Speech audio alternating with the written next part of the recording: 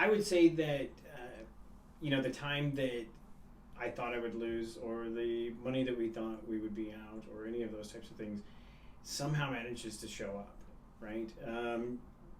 I've spent a lot of time over the course of my life thinking I've got to work later into the evening or through Sunday or whatever it might be, or I'm going to miss a deadline. But it's amazing how like everything kind of seems to fall into place, and that's obviously not accidental. I mean, I can see that, but the real thing is just getting over that concern that you might be going to miss a deadline if you don't, right? I mean, you've got to give it over or you're not going to get there.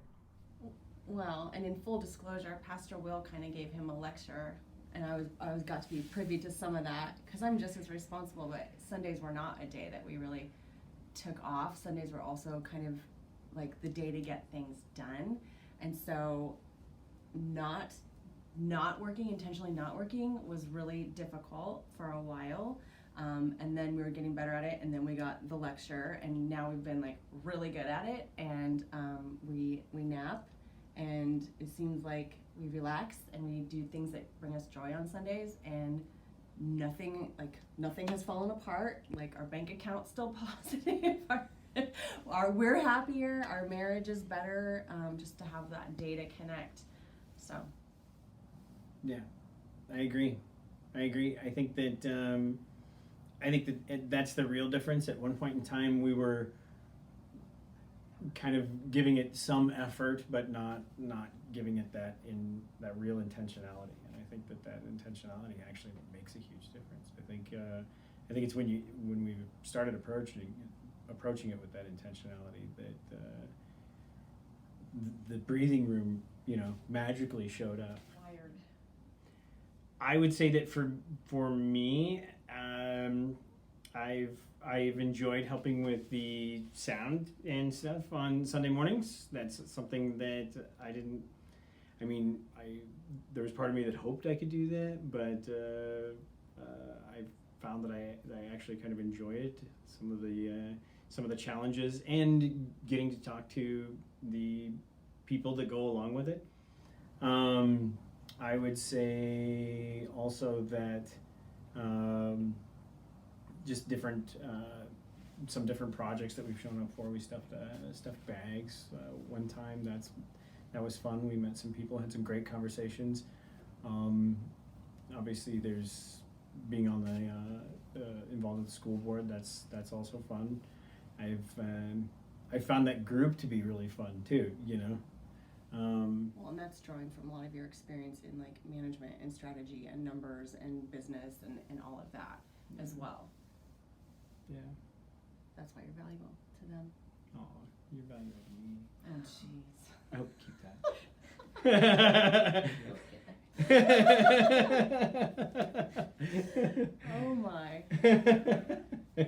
So my entire life I've been like just dealing with anxiety and later on PTSD and social anxiety and stuff. So I was kind of actually living like a hermit for years before I moved to Nebraska. And my prayer was to make friends, to be a part of a church, to be a part of a community, and I had the time to actually do that because I wasn't in the corporate world anymore. And now God has brought me faith, and I do like to connect with people, and I do like to build relationships, and I like to help out. I like to be a part of things. Plus, I'm a mom now, and I wasn't then. And so now, like, last year was the weirdest year. I was a children's leader at BSF. I was checking kids in at First Sunday School, all these things I never ever thought I would do. So he's definitely using me in different ways and has brought me just a ton of relationships and friends that I truly have never had. So something that I've learned a lot is that through my involvement here, but also through BSF, is just this overriding theme in the Bible of God saying, don't fret, don't be anxious, don't worry about things. And so those are my natural tendencies anyway. But I think when you're operating out of a place of this is all up to me, like self-reliance, instead of realizing everything came from God. He's not going to create a plan that involves you to work 24 hours a day or that you can't achieve. He's going to equip you. He's going to provide. And so even though it's like scary sometimes to give that tithe, or it's scary to get involved in new things, or it's scary to give up, you know, a day where you could actually get things done. If you are obedient, he works it all to the good. And that's what I've learned, is that it doesn't rely on me. It's not about me. I just show up and do what I can, and the rest is up to him. So I would say much the same thing. I would say that it's because it was really good. Yeah, that's because it was really good. To me, it's that operating out of fear versus not, right? So if I'm in control of it, I know that I'm going to fall short. That's how the human race is designed, right? We're going to fall short.